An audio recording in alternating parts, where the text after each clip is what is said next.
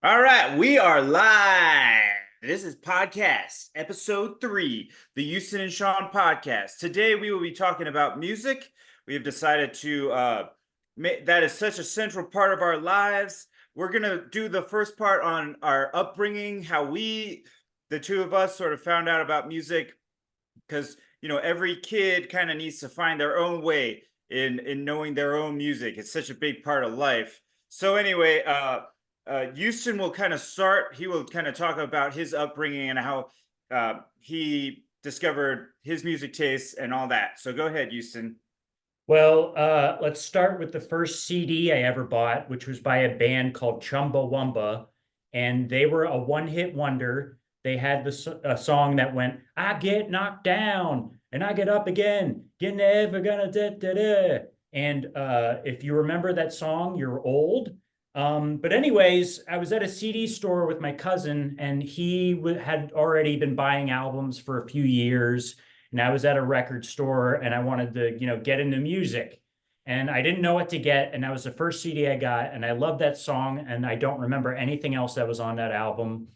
And I bought it because I just liked the single. And then I proceeded to keep buying CDs where I just liked one song and then I would hate the rest of the album. And then I switched schools, and rap was very popular at my new school when I was in seventh grade. So I bought a ton of rap CDs. And that's what I started with. A lot of it was bad. It was like Puff Daddy and like Mace. That was popular at the time. And then eventually DMX came out and he terrified me, but I got the DMX album. I was very into rap at first, and those were the first CDs I bought. Uh, No Limit was big. Master P, I would buy No Limit CDs that were not very good. And then Cash Money came out. And, that's kind of what I started with, was rap music, because that's what was popular at my school at the time. So for me, I'll so music was very important, but it wasn't around second grade. We are old, but uh, I found a tape in the neighborhood of Green Day Dookie. That was the first tape I ever had. I found a Walkman, and I think my parents had the Walkman, and so I was sneaking Green Day Dookie at night in my bed, listening to it. And they did find it. They listened to it. They were okay with it. I think Green Day cussed once, so they were okay with that. Yeah, Green Day was I mean, they were pretty tame, right? I mean, Right, they were kind of wild and crazy at the time, but they were kind of tame. So they let you keep right. the tape, right? Exactly. Mhm. They let me keep the tape. Before that, I sort of just had to listen to whatever my parents had, which was 60s, a lot of 60s music. And actually, they had the Beatles, they had uh the album with the Walrus on it.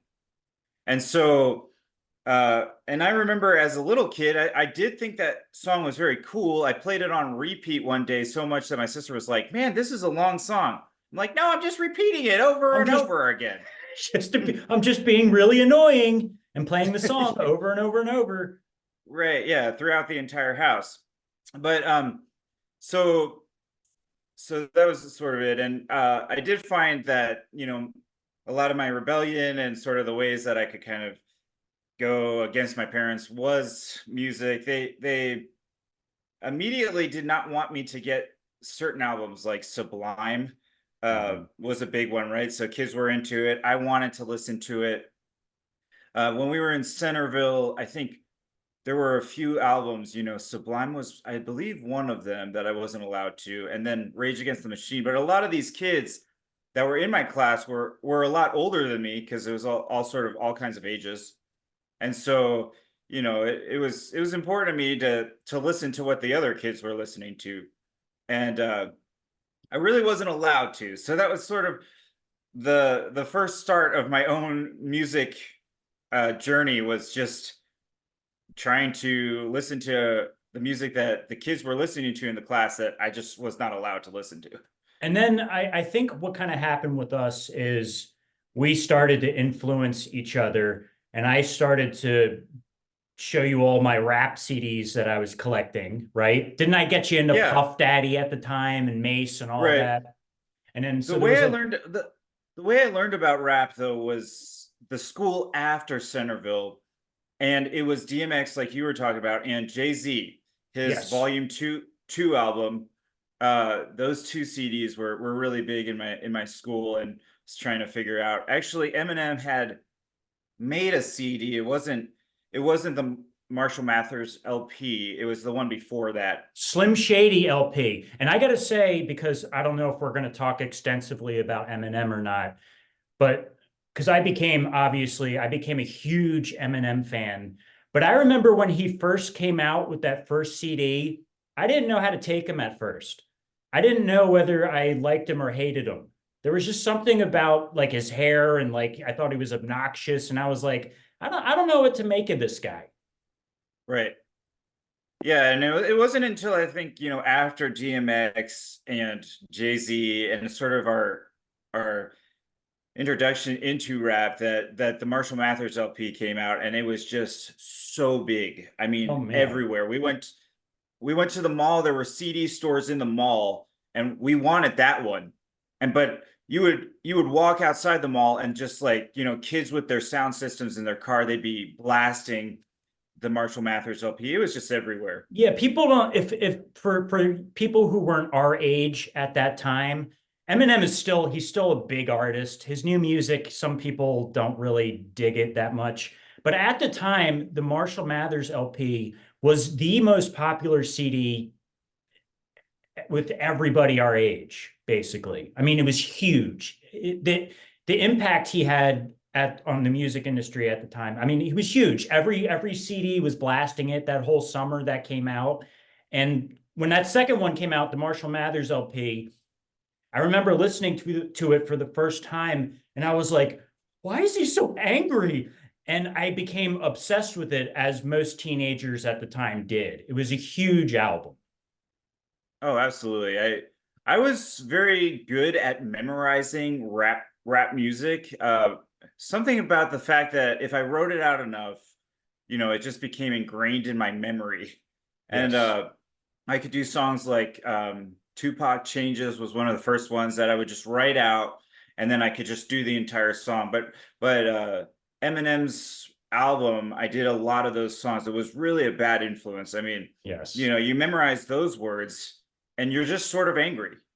It influences other ways that you're thinking. And I remember, feeling like that was the way to talk to people. It really wasn't. I mean, he was very violent in his raps. It was all, I think, supposed to be sort of a joke too, right? I Yeah, I mean, a mean, little bit.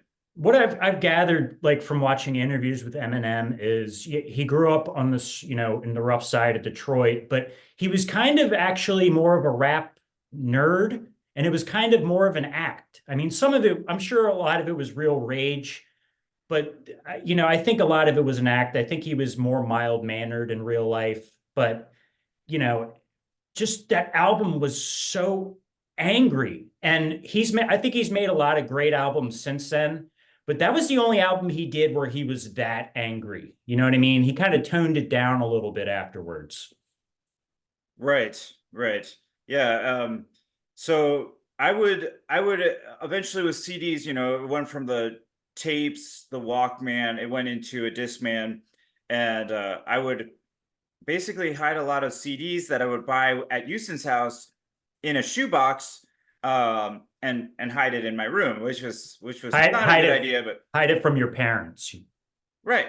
Yeah. So there was, basically full of rap albums. It really was. I mean, you know, one thing that Houston and I found eventually in high school when we started getting into the ganja was just that some of the 60s music was actually really important.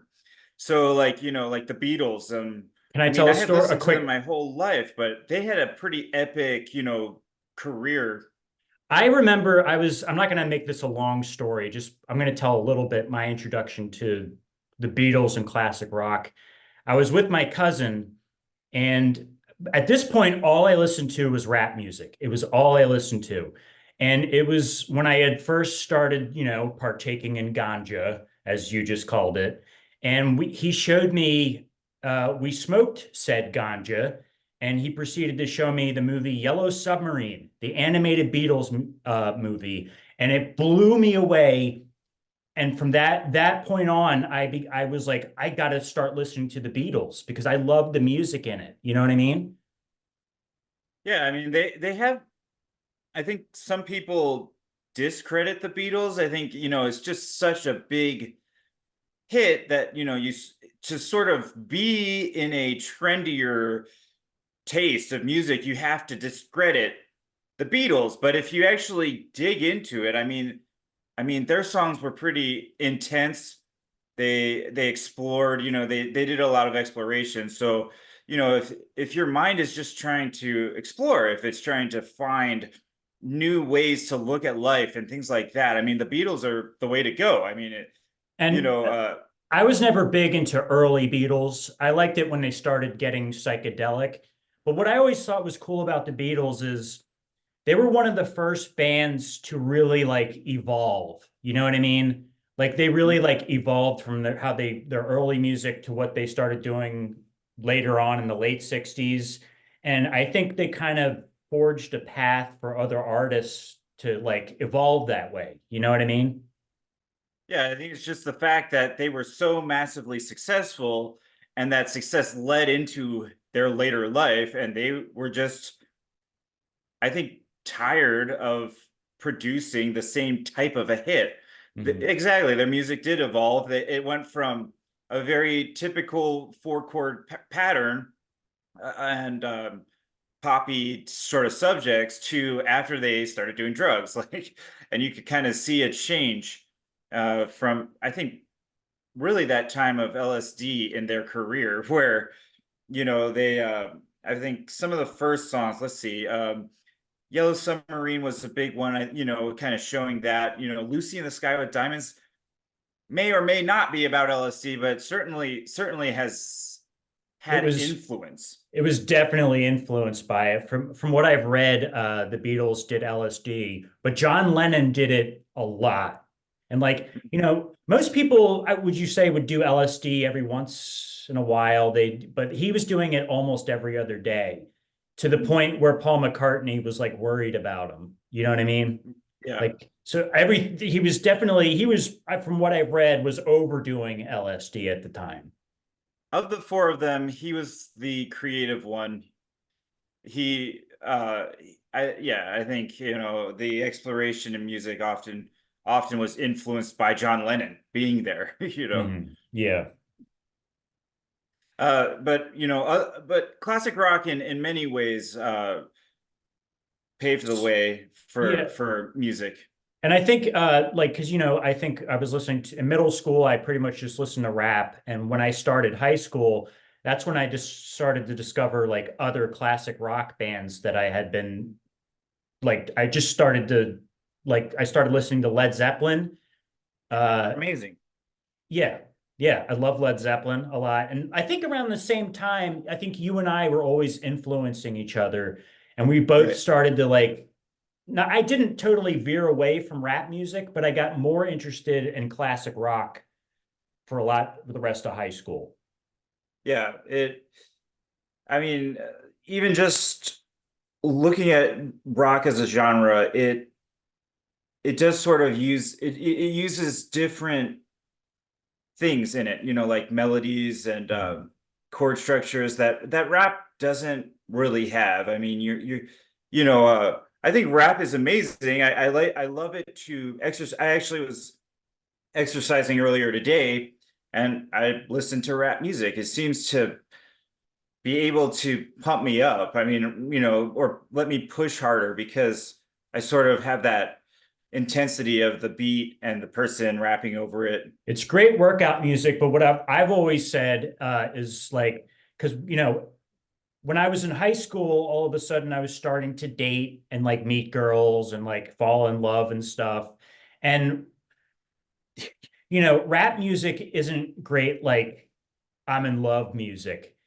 But classic rock Man, like one of my favorite Led Zeppelin songs is called 10 Years Gone. It's a Mhm. love song that it's my favorite love song of all time. Like just like I loved like classic rock because it could be hard and aggressive and it could also be beautiful, melodic, and lovely. Yeah, I 100% agree with that. I agree that yeah, I also really respect rock in the 90s, actually, just going forward. I'm Mhm. glad that I was raised in that decade because a lot of things in rock were happening that was still really new, really inventive, Like and I Nirvana, appreciate you're that. saying like Nirvana, Well, I think Nirvana kind of let other things be possible. I don't know if I'm the biggest fan of Nirvana, yeah, but I am a fan of some grunge. I mean, it was just a part of my childhood. Bush was a big part, I loved Bush. 16 Stone. I Were loved you ever into Pearl Jam? yeah, Pearl Jam was also there. I'm not sure I I do like Pearl Jam. You got to give them props. They were around together forever. That's got to be hard for a band to just do that. Yeah, Uh I like Pearl Jam. I was never like into them. Like I was never a Pearl Jam super fan, but I like the song Jeremy a lot. yeah. It'll be spoken, Jeremy. Yeah, exactly. And I really like Chris Cornell. When I was in high school, Chris Cornell had moved on from from Soundgarden. He was making music with Audioslave, which was just the band of Rage Against the Machine, which is Yeah, interesting. They just took out Zach De La Rocha and put in Chris Cornell, yeah. made it more melodic because Zach De La Rocha, he was really rhythmic. He was mostly rap, uh, but Chris Cornell made. They kept And some of the same themes, I think, yeah, just politically driven and things like that. But kind of like Velvet Revolver, which was basically Guns N' Roses without Axl. And I don't know I don't know how many hours we have, but as I started to get into classic rock, I started to get into like 90s rock as well. And then I became a huge Guns N' Roses fan, like to the point of obsession because I love their music, but also I was a big Axl Rose fan because everybody hated him at the time yeah, because of his hijinks. And so I got really big into Guns N' Roses. I think they were a great 80s, early 90s band. I Uh, think but for you, it's not just the music; it's also the character of yes, the musicians. Like yes. Jim Morrison and the Doors. And I was obsessed with Jim Morrison and the Doors, and I wanted to be Jim Morrison. I think we talked about this yeah, on the second yeah, podcast. But yeah. yeah, I wanted to be Jim Morrison, and Jim Morrison was basically a raging alcoholic. And when I was a teenager, I went through a big Jim Morrison phase. I read the book. There's a biography on the Doors called No One Here Gets Out Alive. I read that one summer 50 times. I'm not kidding you, till the book like became like the pages became brown. I kept reading it and rereading it. And yeah, Yeah, it wasn't so much that Jim Morrison had an amazing, beautiful, sonorous voice. It was more the fact that he was just crazy. yes, His stage performance or just his stories, how he came up with the lyrics. He was really talented with lyrics, yes. the analogies, the metaphors were just not being done. There he is. This is a book of Jim Morrison's lyrics and poetry, and I love it. It's Mm. very Jim Morrison. Yeah, just thought I'd show that to you. Sorry. Yeah, definitely don't let me borrow it. I do rip out the pages as I read books, so you wouldn't get Which it back. so You we would won't get get the cover and you get the cover back and you get the back. So, ladies and gentlemen, this is a subject for another very long podcast we will do. But Sean apparently reads books now, and he rips the pages out after he finishes reading every page. And it's a discussion that we need to talk about. I know this is a music podcast, but maybe that could be the theme for our entire next episode They're because better up here than they are on the page. I'd rather read the book than just let it sit around. It's just meant for reading. I Uh, I have my own opinion on it. But we'll talk about that in another podcast. Exactly. You just never look back. It's a great idea. Okay. Wait, so back to the music. Okay, so let's do what we did last time. It did tend to work, so we'll just do it again. We are going to just do a whiteboard. I'll put a band up there, and Houston can kind of explain the band. Yes, and if this doesn't work, it's Sean's fault. Okay, here we go. I like All that right. disclaimer. You put the same disclaimer last time. Yes, and it worked. It worked last time. I mean, Worked last time, so we're gonna try it again. Here. All right. Ready? yes.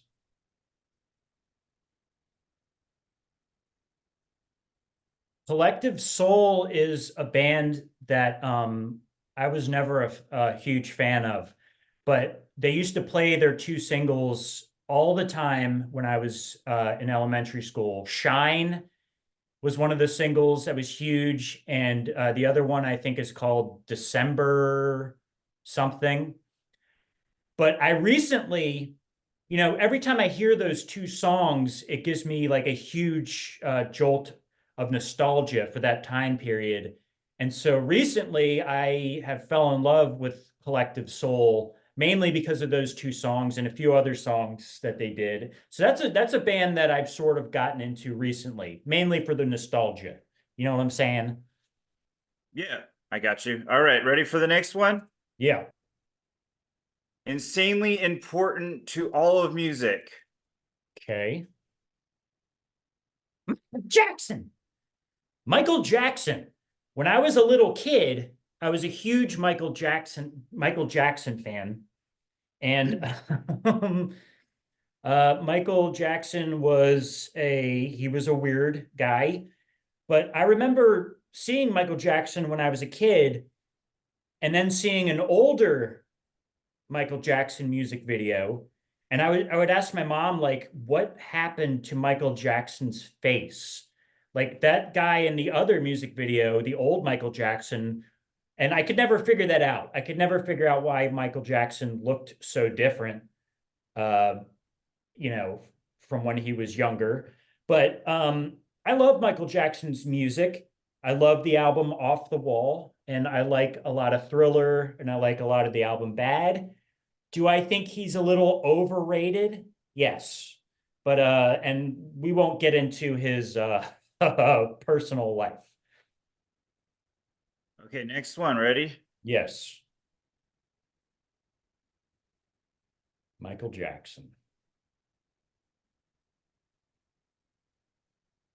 Simon and Garfunkel. Oh, I know why you're typing this. Do you want me to tell the story about how? Yeah, of course, of course, of Because course. I There was is a never. story with Paul Yes. Simon where, one of the earliest Houston meets celebrity stories is the fact that Paul Simon went up one Christmas Eve. I think, yeah, it was Christmas Eve. Christmas Eve to Houston's house in New York City. That's where he was a baby. It was in Yes. New York City with Yes. his dad was a very successful, famous painter, and his mom a beautiful model. Paul Simon finds his way to Houston's house and is talking to them. Here's a baby crying, says, "Oh, I love babies, and can I hold him?" So on Christmas Eve, when Houston was just a little baby, Paul Simon was there holding him. It's a great story. I mean, what an Sean amazing story. Sean loves to ask me about this story, and he basically told it the way it happened. And yeah, Paul Simon held me as a baby, and Sean loves that story for some reason. And to be honest with you, I appreciate Simon and Garfunkel, but I was never that into their music. But there you go. Well, He held I me as a mean, baby.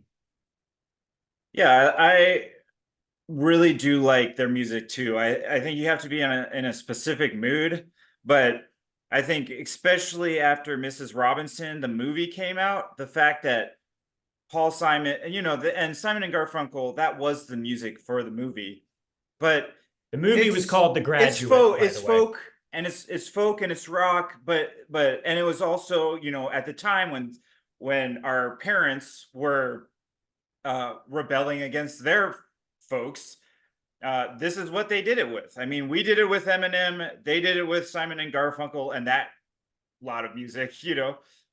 I appreciate them and I respect them as artists, but me personally, I know you were a big fan of them. I remember in high school for a period you were, but I always thought they were kind of boring, me personally. But hey, Next one. Weird Al Yankovic. Uh, I don't know. I was as a kid, I was never like a huge Weird Al fan. Weren't you though? Didn't you have the album Amish Paradise? I had the tape. Yeah, Yes. I had a cassette tape of Weird Al's. He made the album that spoofed it spoofed Gangster's Paradise with Amish Paradise. I loved it.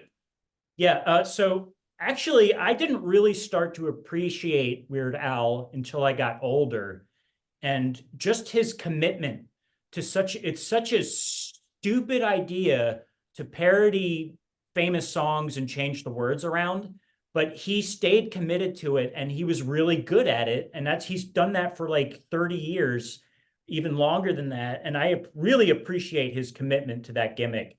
He does a really good job, and I love the Michael Jackson parodies he did. I still think those music videos, I think they're hilarious now. So I have much respect for Weird Al. I've heard that uh, Kurt Cobain has said that Weird Al was when he was alive. He said Weird Al is doing more for music than oh, who's the guy?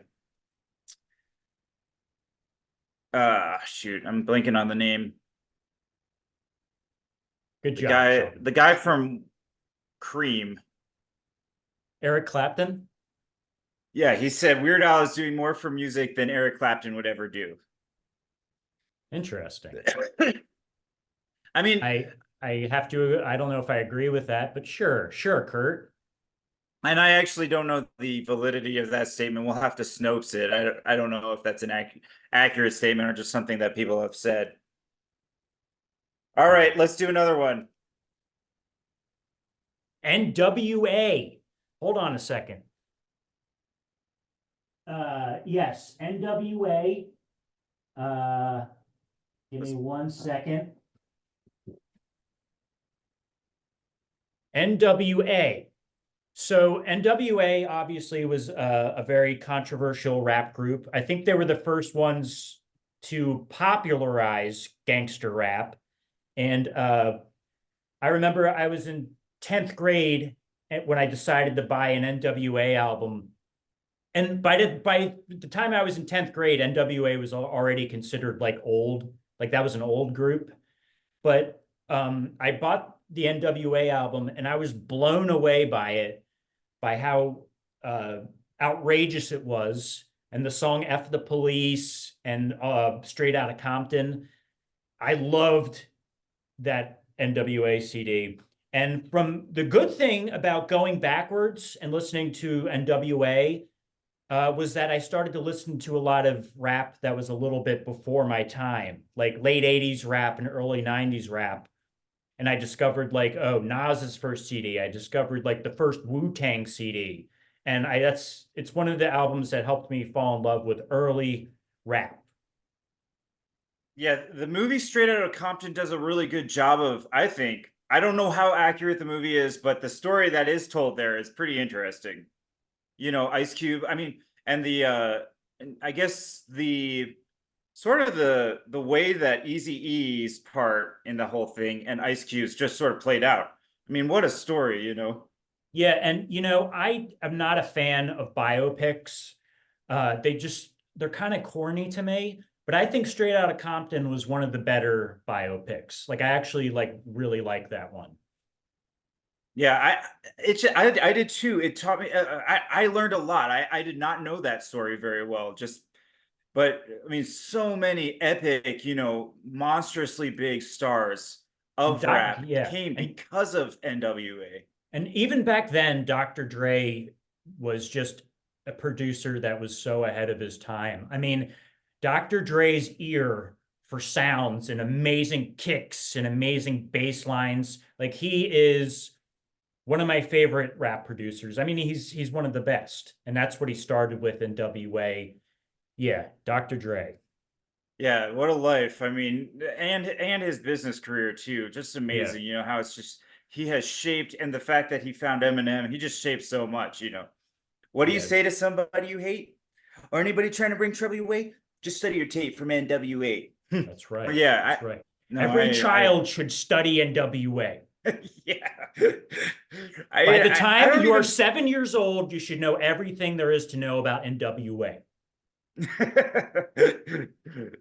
Yeah.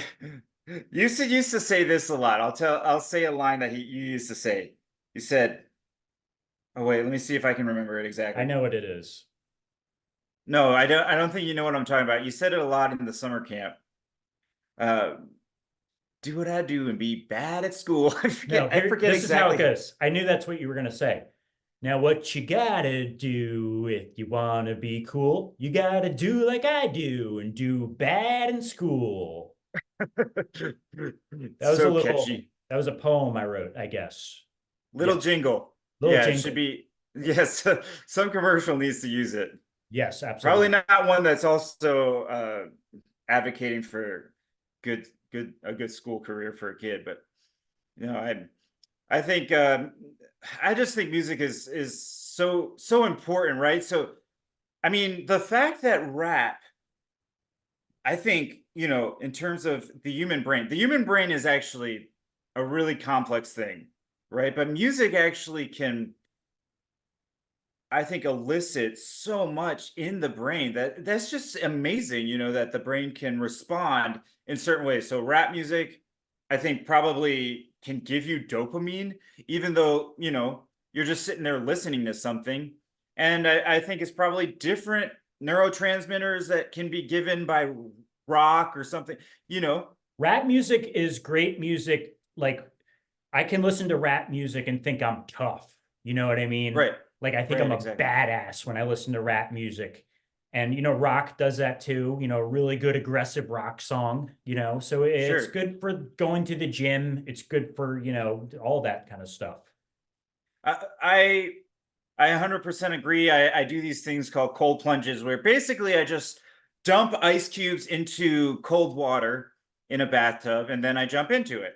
Uh, Which well, I thought was weird, but it's actually not weird at all. And a lot of people are doing that now. And I'm too yeah, I afraid to got do it it. from I got it from the Joe Rogan podcast. I listen to that a lot. He has ideas about the sauna and the cold plunge and how that's healthy. Mhm. So wanted to try it once I was listening to that podcast.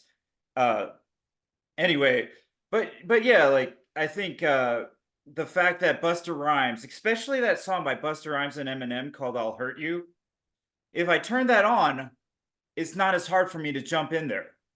Yeah. There's something the water becomes the the person hurting me, Yes. and I'm the one getting hurt. But You're I do like, love I'll that. show you, water. I'll show you, you liquid. Yeah, it's got nothing on me. Yeah. Yeah, if you think you're tough, how many times are you jumping in there? I'll jump in there more than you. No, Well, I'm just too kidding. afraid to do it because I'm a wimp. But I commend you for your uh, ice plunging abilities. And I think you brought this up. We should do a health and fitness podcast. I agree, And that'd be fun. at first I was like, that's probably boring. But like now that I think about it, I think that'd be a really good topic sometime. Right, and I just would have to add a disclaimer at the beginning. Please do not try any of this at home because I've thought about making money off stuff like that, but it would just be terrible because I wouldn't want somebody to be putting themselves at risk sometimes with this crap that I do to in the name of health. I just wouldn't. But going back to the music, I think one Yes. thing that's really, really important to also talk about is the fact that Houston and I both make music. We have Yes. our whole lives. I mean, I am a guitarist. I've played since I was 13. The first guitar I ever had was Houston's, right? So Houston had had an electric guitar. It was a Fender Squire, and if you know anything about guitars, you know that is the beginner's guitar. I mean, it doesn't tune super well, doesn't stay in tune very well, but it's still an electric guitar. And it, at least when I was 13 and didn't really have great pitch anyway, it was definitely doing the trick, Yes. and So I got that guitar when I was like 12, and I just at the time did not have the patience to learn it. And Sean kept asking me and bugging me. He's like, "Hey, you should let me have your guitar because you're not playing it at all." And so yeah, I did I give it to you as a birthday gift or something, or did I I just give can't you the remember how. Well, guitar? you definitely gave it to me. I can't remember how, but my parents had forced me to play music, and the beginning instrument was the saxophone, which I hated. I love saxophonists. I mean, it's a great sound, but I kept making that squeak on it. I hated the reed, and I just, it was like you're supposed to Yeah. lick it, and it would just be like, like I hated that, and that I did not have the patience for. Plus, the guitar, I mean, it was just a more like lady attracting, popular, cool instrument. You could be in a band with the guitar, or garage band and everything. I mean, that sort of thing was really appealing. So I was allowed to switch to the guitar, and that sort of started my learning of music, and everything. Yeah. So you and I have sort of different ways that we learned, but we still loved to make music together. We did a lot of rap together, rock, even rock songs. Yeah, so I think Sean, he taught himself guitar, and Sean also knows how to play a lot of other instruments, right? Like you know how to play piano, bass, like you're a one-man The reason band. I know how to play the bass is because the bass is the guitar with two less strings. Yes, it's that's what I've heard. So yeah, Sean, and Sean was in a couple bands, right, coming out of high school. Right, right. Yeah, Yep. you want to give them a shout out? Yeah, Forsyth. When I got out of college, I liked them. They were friends of mine from high school. They were still making music, and they needed a bass player. So even though I had learned guitar my whole life, I was like, screw it. It's the same instrument. I'll just get a bass. I'll be the bass player. So so uh so I traveled around with them, did the band for a while. They were amazing musicians too. The guitarist was a good friend of mine from high school. He was a football player, very naturally strong. So I think whatever quality that shredders have, he had it, because I think that strength from football and everything, and just kind of how he was built, transferred to the guitar. It was pretty cool. I was in a guitar class in high school, that uh awesome class too, but he was the only shredder. He was really the only kid that could do that stuff. He had studied Van Halen like crazy, Eddie Van Halen's work, and just was able to play faster than anybody else. I loved that. And then the singer, he was from my high school too. I had choir with him, but also just outstanding. A tenor. He could reach notes that the other tenors couldn't, and he also just had that rock raspy voice that, so even though Forsyth in no way was my baby, I was happy to be a part of it. Yeah, and I remember you played me some Forsyth, and I was really impressed. That was a really good band. Um, Yeah, it was good. I mean, I think it was good because they went from the 80s to them. They skipped so much music that made no difference at all. They went right back to the music that, like Van Halen, that was cool. I mean, it was cool and different, and had guitar solos. Yeah, and I guess that's how you came into music. I didn't really come into music until much later, like in my 20s, my mid 20s. I wanted to teach myself how to make beats, and that's exactly what I did because I wanted to make I'm a, video artist and I wanted to learn how to make my own music for my movies and stuff. And so I kind of taught myself how to make beats, using like FL Studio and GarageBand. And I still like to make beats to this day. I wouldn't call myself a great musician, but I can make beats and kind of make them sound cool. Well, Houston is an artist, 1000%. And so I think no any way that he can get, that he can put art into something. Like, if you guys know him from the internet, you would know some of his stuff. He likes TikTok. He had weird quick videos that were just really successful, thousands and thousands of views because they were so epically weird. I mean, and I Yes. think that's true with rap too. Some of your rap, you listen to the lyrics, it's like, whoa, Or it's like, what is it's he talking about? Like it, I like, obviously I like making jokey songs, and then I like writing raps that are very abstract. Like they have meaning behind it, but I like to make it, you kind of have to decipher what it really means sometimes. I don't know. That's just my style. But Sean and I it's a over the years, testament that people don't just want to sit around Instagram and click on hot chicks, right? It's a yes, testament that yes. there are guys out there that like funny, like completely odd, completely weird. Maybe they need a break from hot chicks for a second because there's a lot of views on his site that, and they're just totally oddball, like, and I think that's what I loved about Houston from an early age is he was always oddball, and from Centerville, like the Yes. cartoons you would draw. And Luckily, I found a way to channel that weirdness into something. I don't know if I'd call it constructive, but it's very good that I have an outlet for all that. That's because who yeah, knows? You know what I mean? I could have been a real cartoons, weirdo. music, video, like film, all of these things are just ways that Houston can express his artistic creative mind. Because Yes. I think that came from his dad. His dad also did art that was not conventional, and people Wow. loved it. I mean, Steve Martin had his dad's pictures. Houston was trying to, because right, like trying to work out deals with other people about his dad's art. I mean, all that stuff, I feel like that's the creative genius that is in the family. It's just completely non-conventional, and you'd almost just have to like non-conventional to be able to appreciate it. Yeah, it's definitely genetic. And I have a lot of cousins who are musicians, so it's kind of a lot of that's in the family. You know what I'm saying? Yeah, if you were at summer camp, you would see like his humor. People just loved it, and it was definitely weird, and girls loved it. And it was definitely oddball. I don't know. I'm repeating, but you know, uh, we.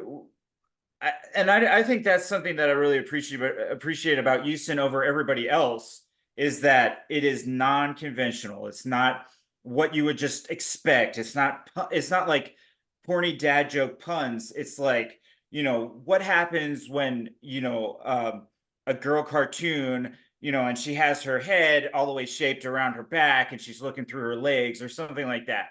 That's a I mean, recent one. Yes.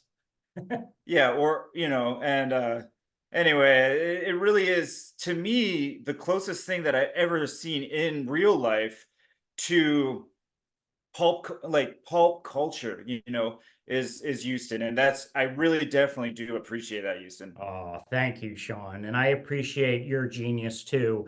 Sean and I have made, kind of talked about this. We've made a lot of music together over the years, and I have always been thoroughly impressed. Did I say oppressed? Yeah, I meant to say oppressed. Yeah, impressed. oppressive. Yeah. Thoroughly impressed. I can't talk tonight. Thoroughly impressed by Sean's musical genius and the way he can arrange songs like just like that. Just like that, he can come up with stuff. And Sean and I we'll have nothing ready, and Sean will start playing on the piano, and then we'll start adding guitar and adding bass to the songs, and then we come up with lyrics. It's amazing to watch Sean work his musical genius. And so, folks, we hope you have liked podcast episode 3 on our music. Yep. Just keep in mind, music is an open book. Don't be held down by the man. Don't be held down by computer editing and crap like that. You know, Exactly. just, yeah, just let it be an open book. Let it be completely creative, letting yourself fly out into the universe. We've appreciated all of you. Thank you. Can I say one thing? Absolutely. If you're not listening to music, then you're not listening to anything. Ooh. We can cut that part out. Don't worry. Till next time, folks. Till next time, ladies and gents.